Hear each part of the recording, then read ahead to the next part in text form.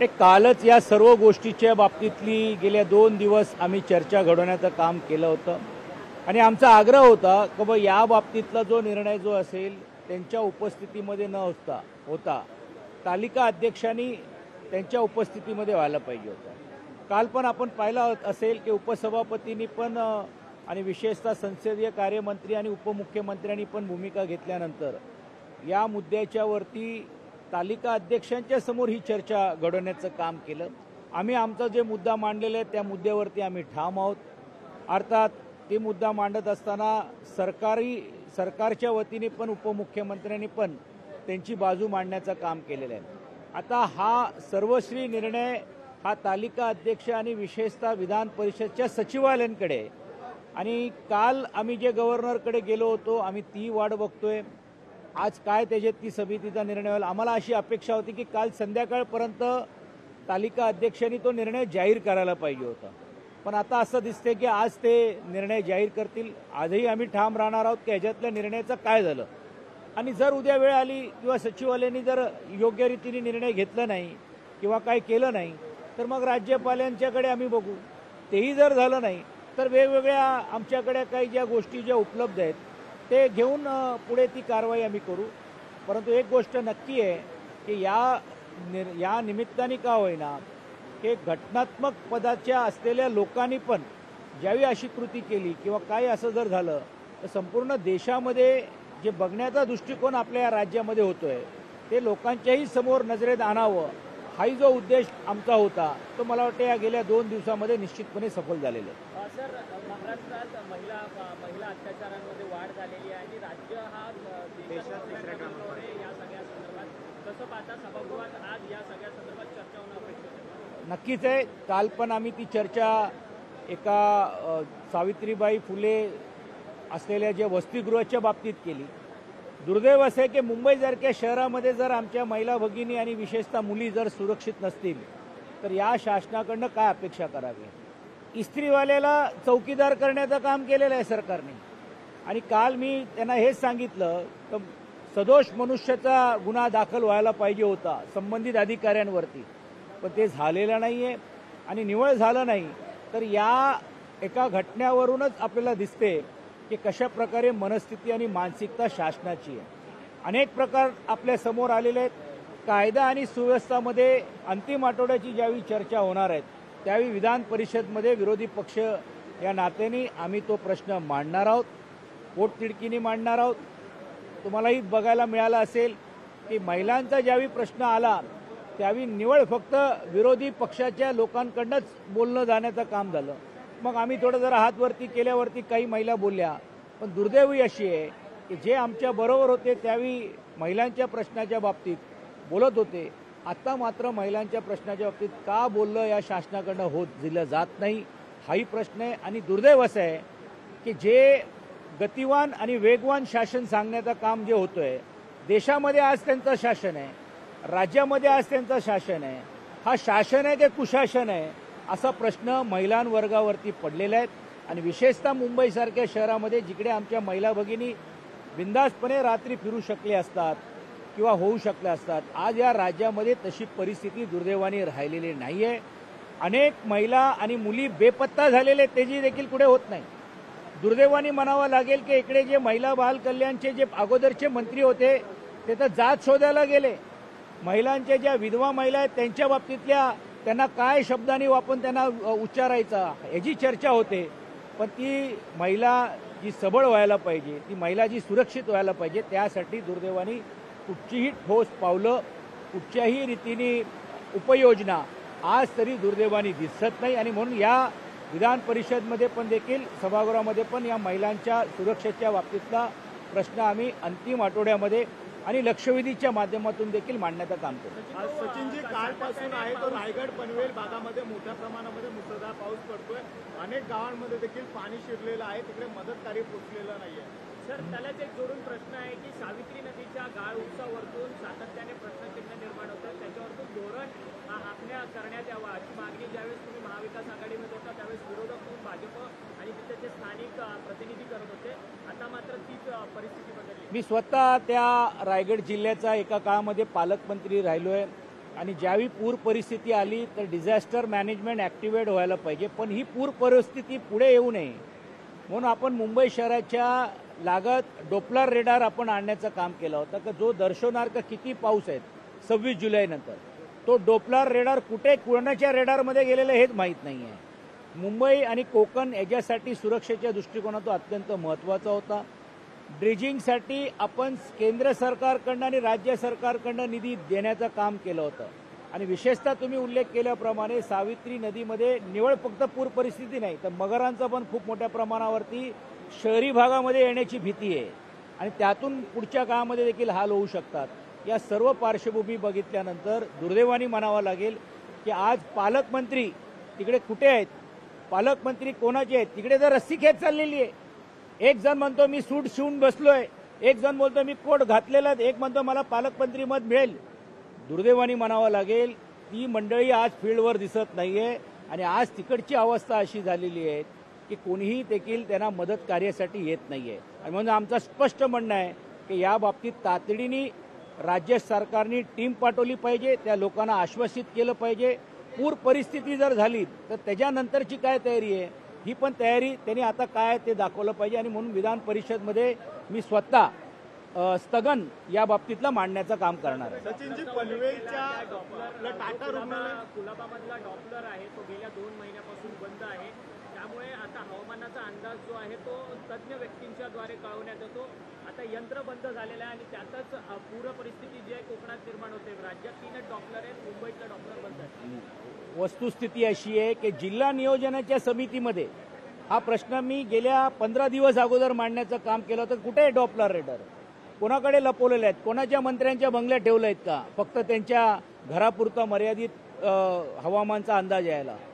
निवळ 2 वर्ष बंद झालेलं नाही आहे हे. गेल्या 1.5-2 वर्षापासून आज ही परिस्थिती जी झालेली होती ती त्यावेळी शासनाने निधी दिली होती, पण गेल्या 4-5 महिन्यामध्ये कुठच्याही प्रकारे हवामानचे अंदाज दुर्दैवाने चुकलेला पाहायला मिळत आहेत. आणि म्हणून कधी मुंबईमध्ये 5 दिवस पाऊस होईल असं म्हटलं जातं आणि 5 दिवस पाऊसच दिसत नाही. त्याचा काय MM पाऊस येणार आहेत, काय त्याची ग्रॅव्हिटी राहणार आहे, काय वेलोसिटी राहणार आहेत, या कुठच्याही गोष्टी होत नाहीये आणि शासनाने याची दखल घ्यायला पाहिजे. पण शासन तिकडे निधी काढण्यासाठी आणि निधी वाटण्यासाठीच बसलेले आहेत. ही दुरवस्था आहे आणि म्हणून हाही प्रश्न आम्ही विधान परिषदमध्ये मांडण्याचं काम करतो. सचिनजी, तुम्ही प्रतिनिधित्व केलेल्या भोईवाड्यातल्या टाटा रुग्णालयामध्ये आज 11 जणांना अरेस्ट केलेले आहे. त्या रुग्णालयामध्ये उपचारासाठी येणाऱ्या लोकांकडून जे इंजेक्शन असतील या टेस्ट असतील त्या बाहेर करायला देतात आणि त्यांचे हप्ते आहेत त्या रुग्णालयातल्या कर्मचारी घेतानाचं उघड झालं आणि त्यामध्ये 11 जणांना अरेस्ट केलेली आहे. टाटासारखी एक संस्था ही देशामध्ये आणि जगामध्ये पण नामची नाही, पण हल्लीच्या काळामध्ये एवढं प्रायव्हेटायझेशन तिकडे चाललेलं आहे आणि एवढ्या मोनोपोलीज निर्माण झालेले आहेत, त्यामुळे असलेल्या तिकडचा प्रशासनाचा कुठेतरी दुर्लक्ष होतोय का हा प्रश्न देखील निर्माण होतोय. आणि म्हणून अशा घटना हे सरासरी घटना आहेत. इतर एक घटना आहे जी लोकांच्या समोर आलेली आहे, पण मला आपल्या माध्यमातून सांगायचं आहे की ॲडमिशनपासून तर तिकडे बेड मिळवण्यापासून पण देखील अनेक गोष्टी होत आहेत आणि ते आज दुर्दैवाने टाळलेले जात नाहीये. टाटाला जमीन जी दिलेली आहे हाफकिन इन्स्टिट्यूटच्या माध्यमातून तिकडे भविष्य काळामध्ये रिसर्च सेंटर व्हायला पाहिजे होतं. आज रिसर्च सेंटर न करता तिकडे नंतर तो निर्णय बदली करून नर्सेसचा तिकडे असलेले हॉस्टेल तयार केले जाईल. आणि आज माझी माहिती अशी आहे की ते हॉस्टेलच नाही आहे तर काही फक्त असलेल्या तिकडच्या वरिष्ठ कर्मचाऱ्यांसाठी त्यांचे चांगल्या रीतीने फ्लॅट्स बनवण्याचं काम झालेलं आहे. म्हणजे याचा अर्थच असा आहे की टाटाची मूलभूत जी रचना, टाटाची मुंबई शहरामधली जी क्रेडिबिलिटी जी आजही आहे, पण काही प्रशासकीय यंत्रणाच्या माध्यमातून ती ढासळत चाललेली आहे आणि त्याही बाबतीतली लक्षवेधी ही पुढच्या आठवड्यामध्ये आम्ही लावण्याचं काम करणार आहोत.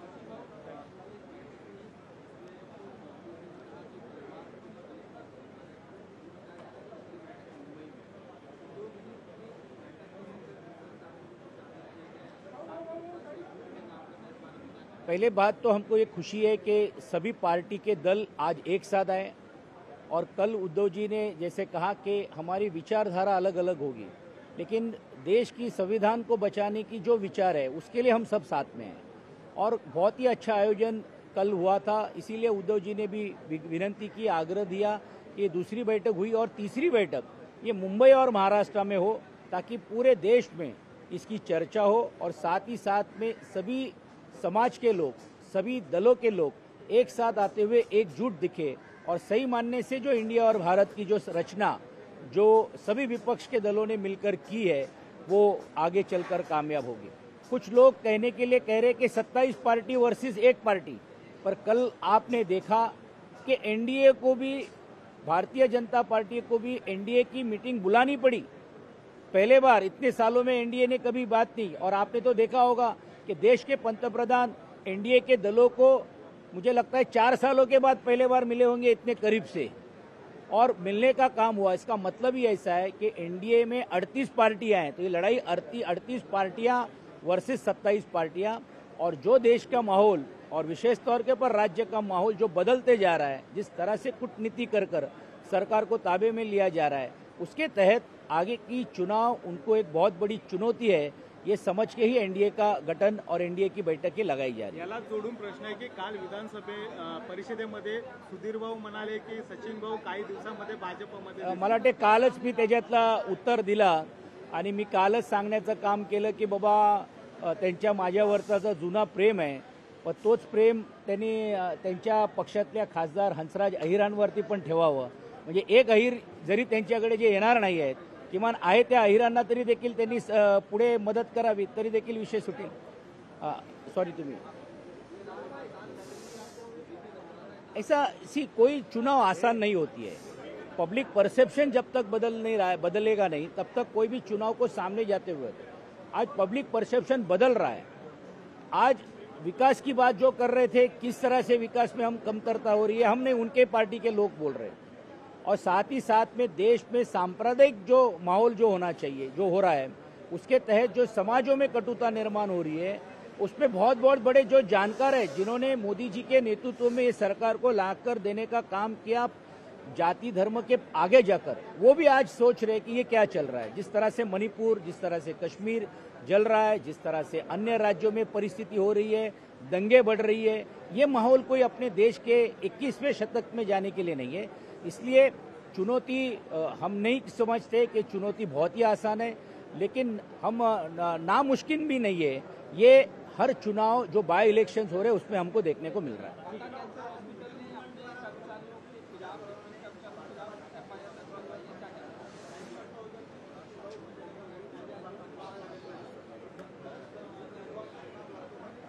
नाही, मी असं कालच सांगितलं की सुधीर भाऊंचे आम्ही 15 वर्षामध्ये मी आमदार असताना श्राप पण ऐकले, आशीर्वाद पण ऐकले।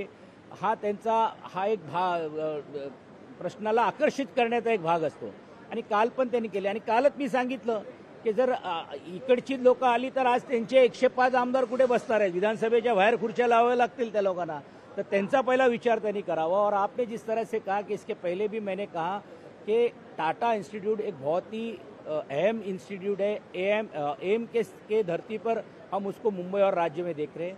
उनका रिसर्च सेंटर भी पनवेल के यहाँ पे लाने का काम किया गया, लेकिन दुर्दैव की बात है कि इतनी प्राइवेटाइजेशन टाटा में हो रही है कि जो गोर गरीब जो जनता है, जिसके लिए इसका निर्माण हुआ, जिसके लिए जमीनी दी गई, जिसके लिए रिसोर्सेज दी गई, जिसके लिए देश के राष्ट्रपति आज उनका नेतृत्व करते हैं, नीचे के स्तर के ऊपर भी देखिए ऐसी जो घटनाएं और ऐसी जो चीजें हो रही है उसको दखल लेना चाहिए। तो एक घटना सामने आई है, लेकिन एडमिशन से लेने से लेकर तो डिस्चार्ज तक के या ट्रीटमेंट तक के भी बहुत सारी खामियां ये हमारे सामने आ रही है।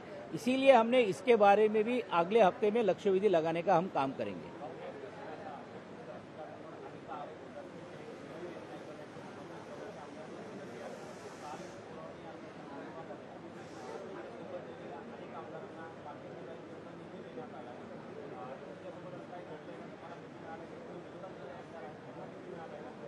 आमची एक पिटिशन रवींद्र वायकरजींच्या माध्यमातून आम्ही दाखल केलेली आहे। जर ती निधी समान वाटप झाली तर काही हरकत नाही, पण या पुरवण्या मागण्यामध्ये पण जर देखील समान न्याय जर सर्व लोकप्रतिनिधी दिला नाही, कारण शेवटी आम्ही लोकप्रतिनिधीमध्ये नाही आहोत, आम्ही लोकप्रतिनिधीच्या मागे आमची जी असलेली जनता आहे। फक्त लोकप्रतिनिधींना खुश करण्याचा विषय नाही, पण त्या मतदारसंघातून जी लोक आली त्यांना कसं तुम्ही वंचित ठेवू? ते काय या राज्याचे भाग नाही आहेत का? मग त्यांनी तुम्हाला निवडून दिलं नाही म्हणून ही भूमिका तुम्ही घेणार आहात का? आणि आमचा तर प्रश्न असा आहे की जे आमच्याकडनं गेलेले लोकांनी त्यांची तोंड बंद काय आहेत? काल पुरवणी मागण्यामध्ये हे जे 40 आमदार गेले तोंडातून एक शब्द काढायला तयार नाही. राज्याचे मुख्यमंत्री तुमचे आहेत, मग का निधी तुम्हाला जी पाहिजे तशी ती मिळालेली नाही आहे? आणि म्हणून समान निधी जर मिळाली तर ठीक, नाहीतर मग त्याही बाबतीत आम्ही न्यायालयामध्ये जाण्याचं काम करू. लोकशाही मराठी ऐका, पहा, जागरूक रहा.